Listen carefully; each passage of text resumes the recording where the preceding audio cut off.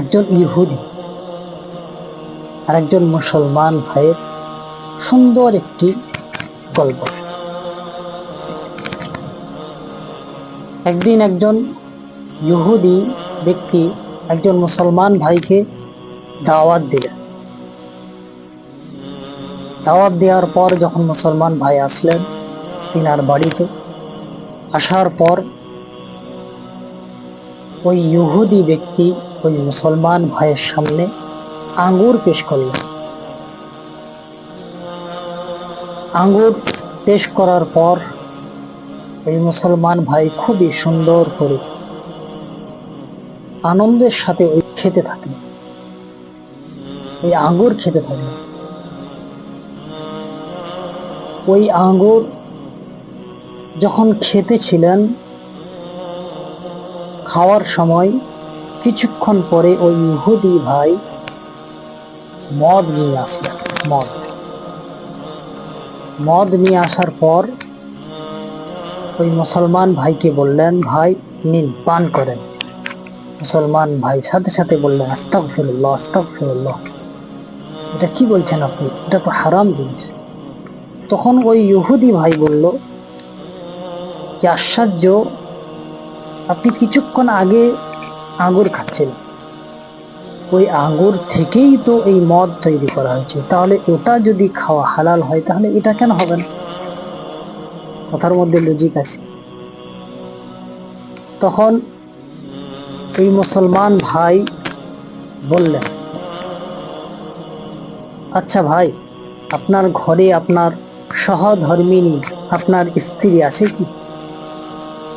ওই ইহুদি বললেন, হ্যাঁ আছে। মুসলমান ভাই বললেন, তিনাকে ডাকেন। তিনাকে ডেকে নিয়ে আসা হলো। তারপরে ওই মুসলমান ভাই বললেন যে, আপনার ঘরে কোনো কন্যা সন্তান আছে কি? তখন বললেন, হ্যাঁ আছে। তখন ওই ইহুদি ভাই আবারও তিনার কন্যা সন্তানকে ডেকে নিয়ে আসলেন। মুসলমান ভাই বললেন, দেখেন, আপনার বিবি আপনার জন্য হালাল, আপনি তার সাথে সব রকম সম্পর্ক করতে পারবেন,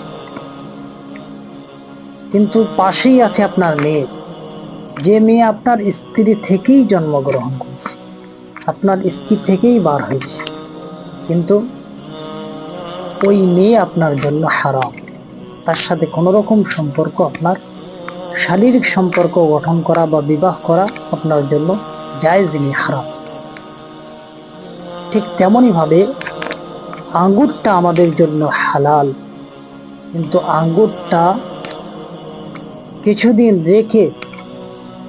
রাখার পর তার মধ্যে কেমিক্যাল দিয়ে সেটাকে যখন মদ তৈরি করে, তখন সেটা আমাদের জন্য হারাম হয়।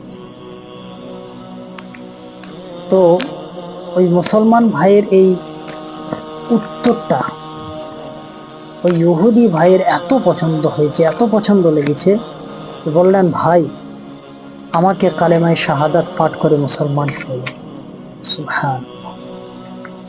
সাথে সাথে ওই ইহুদি ভাই কালেমায়ে শাহাদাত পাঠ করলেন, আশহাদু আল্লা ইলাহা ইল্লাল্লাহ ওয়া আশহাদু আন্না মুহাম্মাদুর রাসূলুল্লাহ। পাঠ করার পর সে ভাই মুসলমান হয়। সুন্দর গল্প। জন্য যেটা আমাদের জন্য হারাম হারাম, যেটা আমাদের জন্য হালাল হালাল, অবশ্যই তার মধ্যে কিছু না কিছু খাসিয়াত রয়েছে। আল্লাহ কোরআনে তো বলে দিয়েছে সব কিছু।